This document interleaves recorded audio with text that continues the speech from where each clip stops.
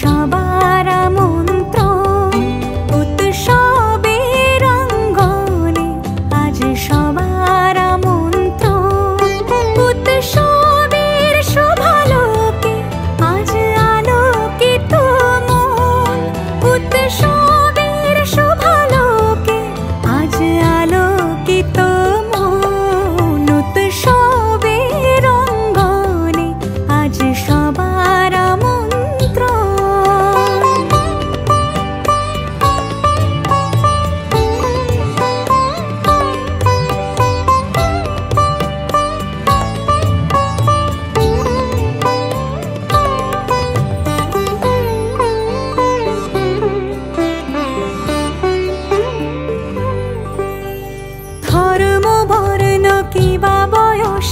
সীমানা ছাড়িয়ে আজি প্রতি গৃহ কোন পর স্বজন নব সাজে ওঠে সাজিয়ে।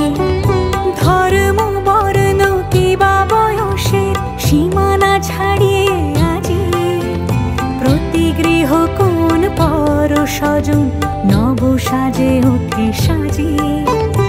আকাশ নীলে মেঘের ভেলা আনন্দ হয়ে ভাসে, শিউলি সুরভি মিশে যায় উৎসব উচ্ছ্বাসে, উৎসব উচ্ছ্বাসে, উৎসব উচ্ছ্বাসে।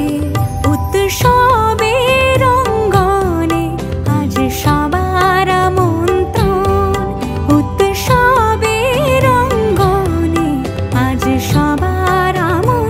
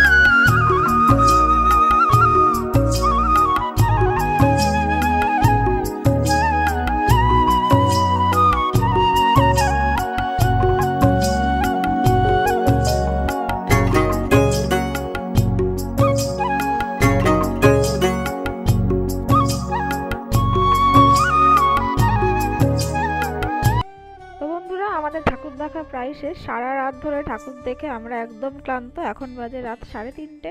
তো এই মেলায় এসে দেখলাম যে বেলুন ফাটানো যাচ্ছে, তো সবাই মিলে ভাবলাম যে এত ক্লান্ত হয়ে গেছি, তো চলো একটু বেলুন ফাটিয়ে মজা নেওয়া যাক। তো এই দেখো আমার ভাই এখন বেলুন ফাটাচ্ছে, কিন্তু একটাও মারতে পারে। এবার দেখো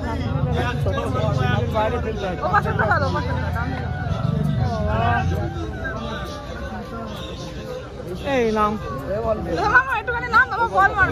ধরে ধরে ধরে ফোনটা রাখো, ফোনটা রাখো, ঠিক করে মারো।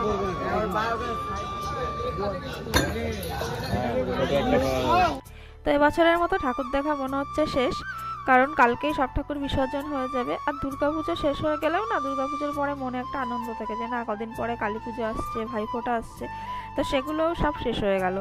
তো এবার কালী ঠাকুরও জলে চলে যাবে, আবার 1 বছরের অপেক্ষা। তো ওই জন্য মনটা একদম ভালো লাগছে না। এবছর ভালো করে কালী পুজোর ঠাকুর দেখতেই পারলাম না, এই বৃষ্টি, এই মামামের শরীর খারাপ, এই সব করে আর ঠাকুরই দেখা হলো না। তো আজকে লাস্টের দিন একটু বেরোলাম। তো এই ভিডিওটা এখানেই শেষ করছি। তোমাদের ভিডিওটা কেমন লাগলো আর বারাসাতে ঠাকুরগুলোই বা তোমাদের কেমন লাগলো আমাকে অবশ্যই কমেন্ট করে জানাবে। তো চলো এখনকার মতো টাটা, আবার দেখা হবে পরের ব্লগে। ততক্ষণের জন্য সবাই ভালো থেকো।